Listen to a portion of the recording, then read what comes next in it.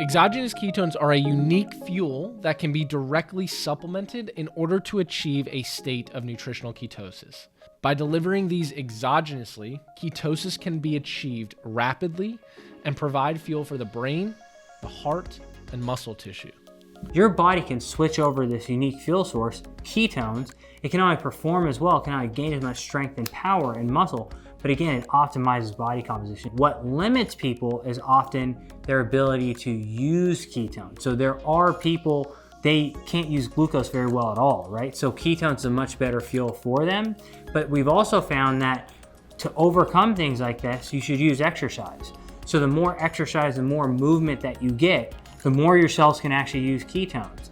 A state of ketosis is typically associated with more balanced and level glucose and insulin in your blood. And so a lot of people kind of say they don't have these major swings in their energy, which I think is a big benefit for a lot of people. I think that a properly functioning metabolism and metabolic flexibility is key to overall health. I think that that's just clear from the fact that we know as we age, our metabolic function declines. You can suppose that maintaining a healthy functioning metabolism is going to be important. So single dose exogenous ketones will typically raise beta-hydroxybutyrate levels within about 15 to 20 minutes, and they'll tend to stay elevated for up to 2 hours. Depending on the dose, it can get you into a level of ketosis that can definitely have metabolic effects that could potentially enhance performance.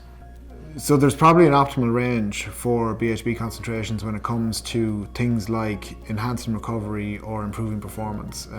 They remain to be fully established, but I think the evidence is there that you would have to get to a certain threshold in order to be able to exert some of the potential benefits of exogenous ketones. Because people are very individual in terms of the response to any form of intervention, and including the supplementation with ketones, there may be some value in being able to measure that for different individuals. So that would allow them to maybe take very specific amounts to achieve the concentration that is needed and that's specific to them. In a perfect world, an individual would have ketones produced endogenously through things like exercise, fasting, and diet, as well as exogenously through supplementation.